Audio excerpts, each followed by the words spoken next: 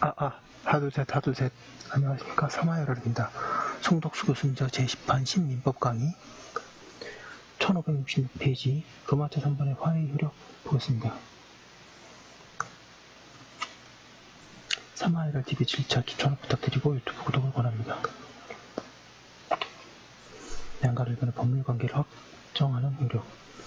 화해계약이 성립하면 당사자 사이에 다뤄졌던 법률관계는 화해계약의 내용에 따라서 확정된다.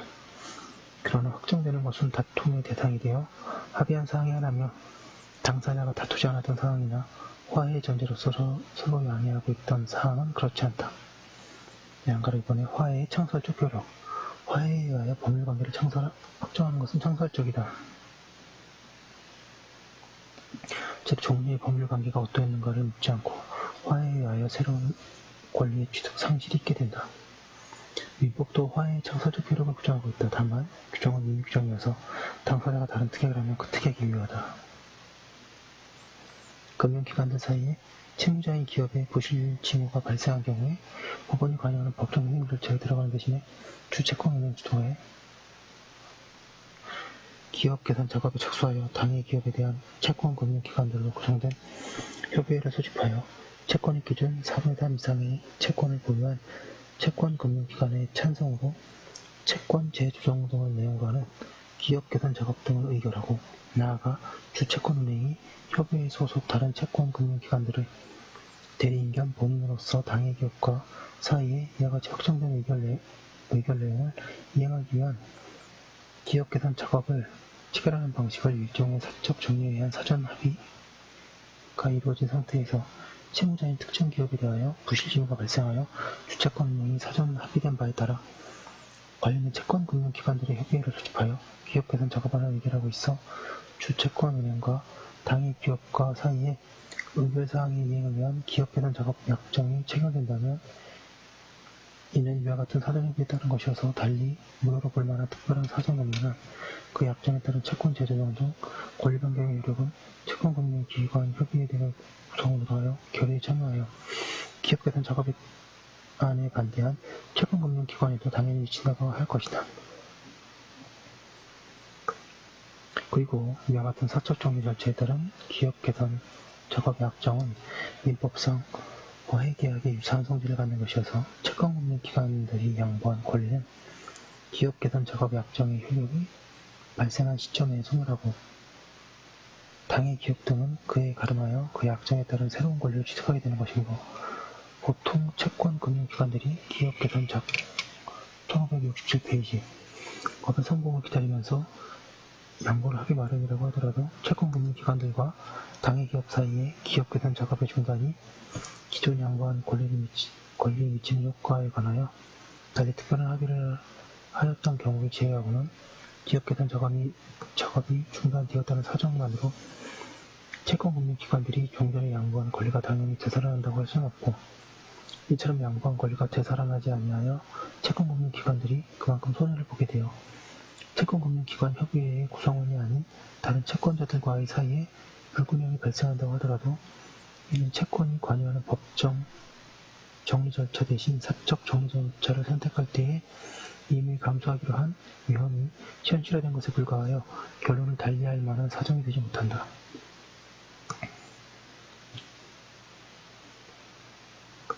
양가로 3번에 화해와 착오 취소의 관계. 화해 계약은 착오를 이유로 취소하지 못한다.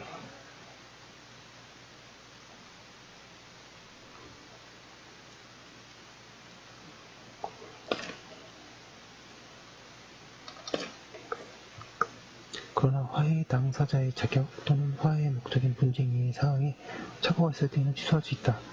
이를 좀 더 살펴보기로 한다. 민법은 착오가 다툼의 대상인 법률관계 자체에 있는 경우는 취소를 인정하지 않는다. 예컨대 동업계약을 체결한 조합원의 상속인이 동업재산 중 지분의 환급 범위에 관하여 분양하던 중에 지분 비율을 확정하여 그에 대한 환급 지분액을 일정 금액으로 협의 정산하기로 한 경우에 계약 지분 비율의 산정에 착오가 있을 때 의사가 스스로 발생한 새로운 증세에 대하여 그 책임 소재와 손해의 전보를 둘러싸고 분쟁이 있어 보다가 합의를 한 경우에 환자의 수술의 증세가 의사의 수술로 인한 것이 아니거나 의사에게 입직 사유가 없는 때 퇴직금지 금액을 인하 조정하는 퇴직금지급 규정의 개정에 대하여 노사 간의 다툼이 있어 그 판단은 계속 중인 소송의 확정 판결에 이르기로 합의한 경우에 신규정이 근로자 집단 의사결정 방법에 의한 동의를 얻어 유효한지에 관하여 잘못한 때는 그렇다. 이에 비하여 당사자의 자격에 착오가 있거나 화해 목적인 분쟁 이외의 사항에 착오가 있는 때에는 착오를 이유로 취소할 수 있다.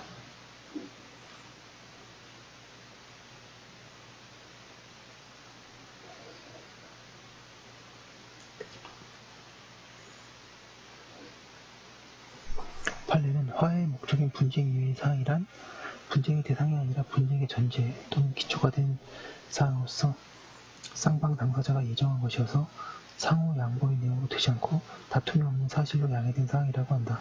예컨대 퇴직금 등이 5천만 원이 넘음에도 불구하고 213만 원 내임을 전제로 하여 화해 계약을 맺은 경우에 환자가 의료과실로 사망한 것으로 잘못 알고 화해가 이루어졌으나 그 후 환자의 사인이 치료행위와 무관한 것으로 판명한 경우 교통사고에 있어서 가해자의 과실이 경합되어 있는데도 오직 피해자의 과실로 인하여 사고가 발생한 것으로 착각하고 합의한 경우가 그에 해당한다. 주의할 것은 733조 단서에 해당한다고 하여 바로 취소할 수 있는 것이 아니고 109조의 1568페이지 요건을 갖춰야 한다는 점이다. 그리고 이 두 규정상 요건은 취소를 주장한 자가 증명하여야 한다. 한편 표시의 착오의 경우에는 취소를 인정해야 한다는 결례가 있으나 의무이다.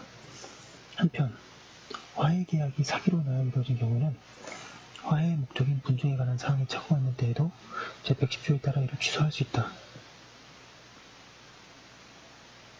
양가로 기억, 화해 계약이 성립되면 특별한 사정이 없는 한 그 창설적 효력에 의하여 종전의 법률관계를 바탕으로 한 권리, 의무 관계는 소멸되고 계약 당사자 간에는 종전의 법률관계가 어떠하였느냐를 묻지 않고 화해 계약에 의하여 새로운 법률관계가 생기는 것이므로 화해 계약의 의사표시에 착오가 있더라도 그것이 당사자의 자격이나 목적인 분쟁 이외의 사항에 관한 것이 아니고 분쟁의 당사자인 법률관계 자체에 관한 것인 때에는 이를 취소할 수 없다고 할 것이고 화해 계약의 의사표시에 있어 중요 부분에 관한 착오의 존재 및 이것이 당사자의 자격이나 목적인 분쟁 이외의 사항에 관한 것이라는 점은 착오를 이유로 화해 계약의 취소를 주장하는 자가 입증하여야 할 것이다. 민법상의 화해 계약을 체결한 경우 당사자는 착오를 이유로 이를 취소하지 못하고 다만 화해 당사자의 자격 또는 화해의 목적인 분쟁 이외의 사항에 착오가 있는 때에 하나여 취소할 수 있으며 여기서 화해의 목적인 분쟁 이외의 사항이라 함은 분쟁의 대상이 아니라 분쟁의 전제 또는 기초가 된 사항으로서 상방 당사자가 예정한 것이어서 상호 양보의 내용으로 되지 않고 다툼이 없는 사실로 양해된 사항을 말한다. 판례의 검토. 위에서 본 바와 같이 판례는 화해 기초의 착오만이 분쟁 이외의 사항에 관한 착오라는 견지했다. 그러나 분쟁 이외의 사항에 관한 착오에는 화해 기초의 착오가 아닌 것도 있을 수 있다. 화해 당사자에 관한 착오도 그 예이다. 그리고 판례는 화해 기초의 착오는 당사자 상방에 위치하여 동기의 착오에 빠진 경우인지 일방적 착오인지를 판단하고 109조를 적용한다. 그러나 동기의 착오는 109조에 의하여 고려되지 못한다고 하여야 하며 설사 판례처럼 동기의 착오가 109조에 의하여 고려될지라도 화해 기초에 관한 공통의 동기의 착오의 경우에는 109조가 아니고 주관적 행위 기초를 적용하여야 한다. 그 결과 그 착오에 의하여 불이익하게 계약을 체결한 당사자에게는 화해 계약으로부터 벗어날 권리, 즉 탈퇴권이 부여되어야 한다. 이 탈퇴권은 원칙적으로 해제권이나 계속적 직권관계에 있어서는 해지권이다. 양감 4번 화해와 후발 손해의 관계.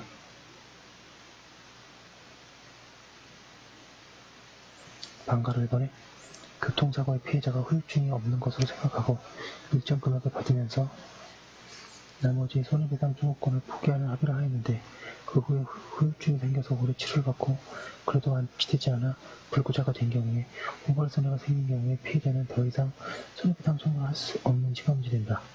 그러한 경우에 합의의 성질은 731조에 충실하려면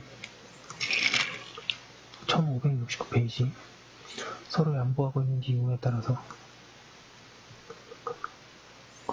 민법상의 화해이거나 그것과 비슷한 무명계약이라고 하여야 한다.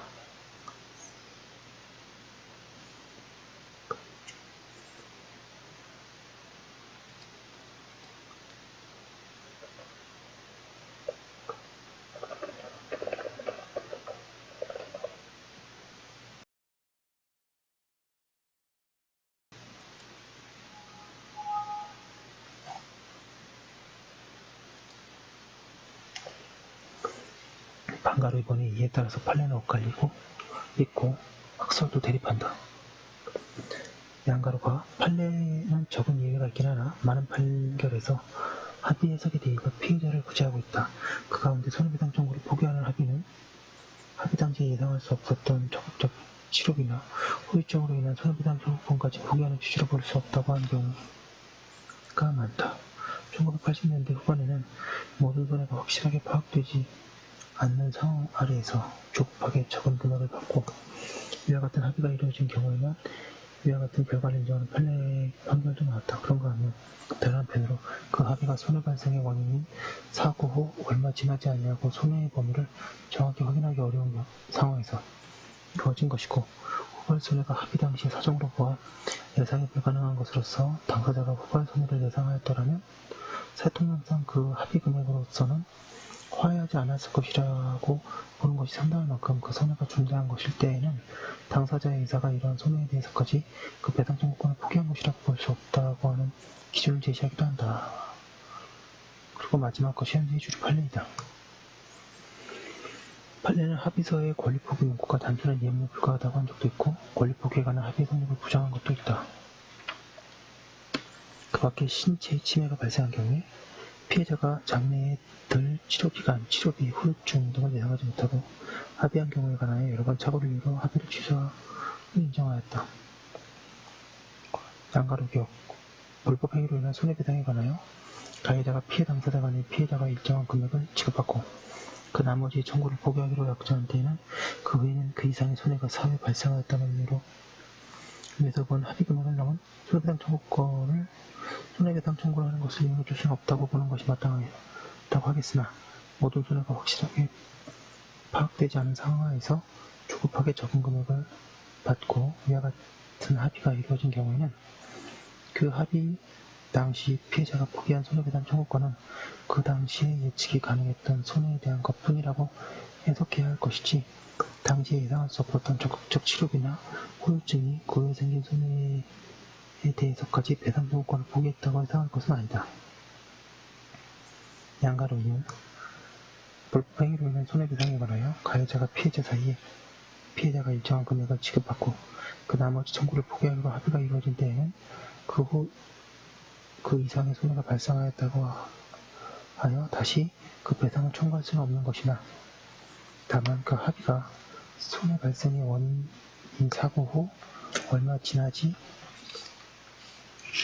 아니하여 1570페이지 손해의 범위를 정확히 확인하기 어려운 상황에서 이루어진 것이고 그 후발 손해가 합의 당시의 사정으로 보아 예상이 불가능한 것으로 당사자의 후발 손해를 예상하였더라면 사회통념상 그 합의 금액으로는 화해하지 않을 것이라고 보는 것이 상당한 만큼 그 손해가 존재할 것인 때에는 당사자의 의사가 이러한 손해에 대해서까지 그 배상 청구를 포기한 것이라고 볼 수 없으므로 다시 그 배상을 청구할 수 있다고 보아야 할 것이다. 양가로다. 학설은 후발 손해에 대하여 추가 청구를 하지 못함을 원칙이라는 데 대하여 다툼이 없다. 그러나 후발 손해의 배상 청구를 인정해야 하는 경우에 이런 구성에 대해서는 견해가 대립한다. 학설 가운데 이번에 합의를 한정적으로 해석하자는 견해가 있는가 하면 이번에 당사자가 예상하지 못했던 손해에 대해서는 판례와 같이 처리하고 당사자가 예상한 손해에 대해서는 신식상 손해배상 청구권을 인정해야 할 것이라는 견해. 3번은 신의치에 의하여 해결해야 한다는 견해 등도 있다. 사견은 먼저 법률행위 해석의 일반 이론을 그대로 적용하여 피해자 구제를 모색해보고 그것이 불충분한 때에는 다른 구제 방법을 찾아야 한다는 견지에 있다. 그리하여 일단은 합의를 그 문헌에 따라 해석하되 예외적으로 다른 의사를 확정할 수 있으면 그 의미로 인정하여야 한다. 그리고 만약 당사자의 의사가 불분명한 경우에는 합의 내용은 그 문헌에 따라 확정되고 그때 피해자 부재는 다른 방법을 의해야 한다. 그 방법으로는 신치가 증언하는 것이 가장 바람직하다. 즉 피해자를 합의에 구속시키는 것은 신치에 반할되는 권리남용으로 보아 이를 인정하지 않아야 한다. 이 경우 권리남용인지 여부를 판단하는 있어서는 합의금과 후발 손해와의 불균형의 정도, 합의에 이른 과정, 당사자의 대화 내용, 당사자의 경험, 거래 경험이나 지식, 직업, 경제적인 공백의 정도, 담당 의사의 진술, 합의가 이루어진 시기 등의 여러 사정을 고려해야 한다. 네, 조금 빨리 나간 감이 없지 않은데요. 화해는 조문 판례 위주로 정리하시면 충분합니다.